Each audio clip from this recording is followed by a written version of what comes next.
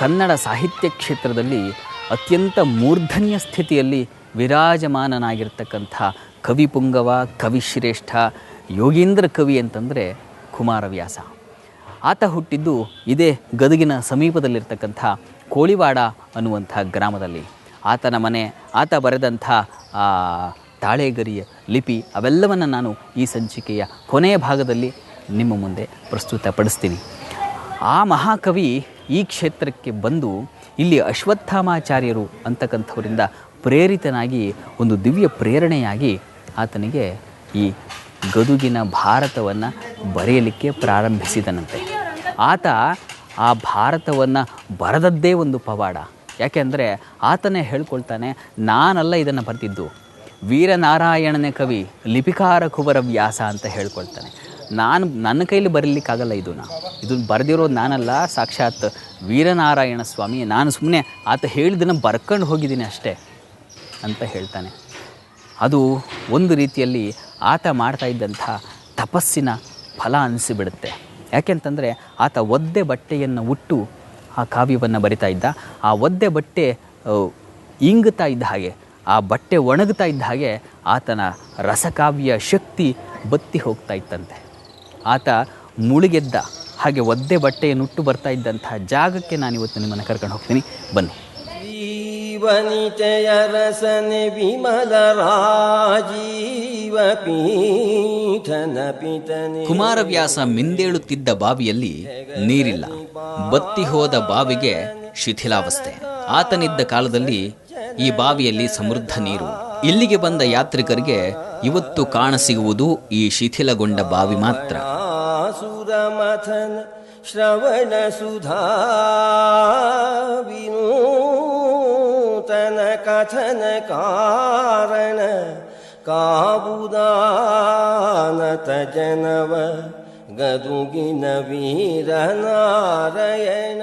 ಹಾಗೆ ಒದ್ದೆ ಬಟ್ಟೆಯನ್ನು ಉಟ್ಟು ಬಂದಂಥ ಕುಮಾರವ್ಯಾಸ ಯಾವ ಜಾಗದಲ್ಲಿ ಕೂತ್ಕೊಳ್ತಾ ಇದ್ದ, ಮತ್ತು ಆ ವೀರನಾರಾಯಣನ ದರ್ಶನ ಹೇಗಿರ್ತಾ ಇತ್ತು ಅದನ್ನು ನೋಡೋಣ. ದೇವಸ್ಥಾನದ ಒಳ ಪ್ರವೇಶವನ್ನು ಮಾಡಿ.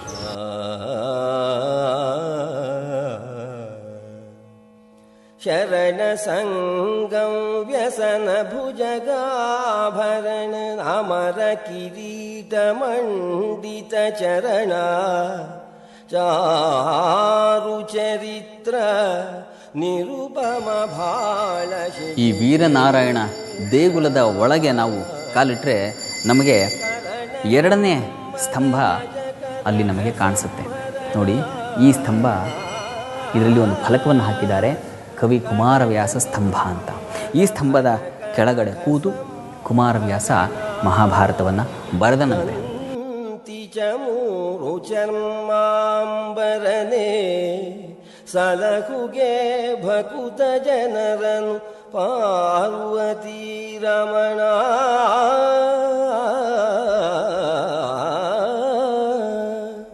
ಭಕುತ ಜನರನು ಸಲಹುಗೆ. ಆತನೇ ಹೇಳ್ಕೊಳ್ತಾನೆ, ಹಲಗೆ ಬಳಪವ ಪಿಡಿಯದೊಂದಗ್ಗಳಿಕೆ, ಪದವಿಟ್ಟಳುಪದೊಂದಗ್ಗಳಿಕೆ ಅಂತ. ಆತ ಭೂರ್ಜಪತ್ರ ಅಥವಾ ತಾಳೆಪತ್ರ ಅಂತ ಏನಂತೀವಿ ಅದನ್ನು ನೆನೆಸಿ ಕೊರೀಲಿಕ್ಕೆ, ಅಂದರೆ ಅಕ್ಷರಗಳನ್ನು ಅದರ ಮೇಲೆ ಕೊರೀಲಿಕ್ಕೆ ಶುರು ಮಾಡ್ತಾ ಇದ್ದಂತೆ. ಬಹಳ ತೀವ್ರವಾಗಿ ಕೊರೆದ್ರೆ ಹಾಳೆ ಹರಿದು ಹೋಗುತ್ತೆ, ಬಹಳ ಮೃದುವಾಗಿ ಕೊರೆದ್ರೆ ಪದಗಳೇ ಮೂಡಲ್ಲ. ಹೀಗಿರುವಾಗ ಆತ ಒಂದಕ್ಷರವನ್ನು ಅಳಿಸದೆ ಒಂದು ಸಲ ಲೇಖನಿಯನ್ನು ಇಟ್ಟರೆ ಅಂತ್ಯವಾಗುವವರೆಗೆ, ಅಂದರೆ ತನ್ನ ಒದ್ದೆ ಬಟ್ಟೆ ಆರುವವರೆಗೆ, ಒಣಗಿ ಹೋಗುವವರೆಗೆ ಆತ ನಿರಂತರವಾಗಿ ಬರಿತಾನೆ ಇದ್ದಂತೆ. ಹಾಗೆ ಮಹಾನ್ ಕಾವ್ಯವನ್ನು ರಚಿಸಿಬಿಟ್ಟ ಕುಮಾರವ್ಯಾಸ. ಇದಕ್ಕೆ ಕಾರಣ ಏನಪ್ಪ ಅಂದರೆ ಆತ ಹೇಳ್ಕೊಳ್ತಾನೆ, ನಾನಲ್ಲ. ಹಾಗಾಗಿ ಆತ ಹೇಳೋದು ವೀರನಾರಾಯಣನೇ ಕವಿ, ಲಿಪಿಕಾರ ಕುಮಾರವ್ಯಾಸ. ಇದೆಲ್ಲ ನನ್ನ ಕೈಲಿ ಸಾಧ್ಯವಾಗುತ್ತಾ? ಕೇವಲ ನಾನು ಬರದೆ ಅಷ್ಟೇ ಆತ ಬರೆಸ್ಕೊಂಡು ಹೋದ ಅಂತ ಆತ ಕರಮಾಡಿ ತೋರಿಸ್ತಕ್ಕಂಥದ್ದು ವೀರನಾರಾಯಣನ ಕಡೆಗೆ. ಈಗ ಈ ಸ್ತಂಭಕ್ಕೆ ಒಂದು ನಮಸ್ಕಾರವನ್ನು ಮಾಡಿ ನಾವು ವೀರನಾರಾಯಣನ ದರ್ಶನಕ್ಕೆ ಹೋಗೋಣ. ಜನವ ಕಾಮುರು ಗದುಗಿನ ವೀರನಾರಾಯಣ.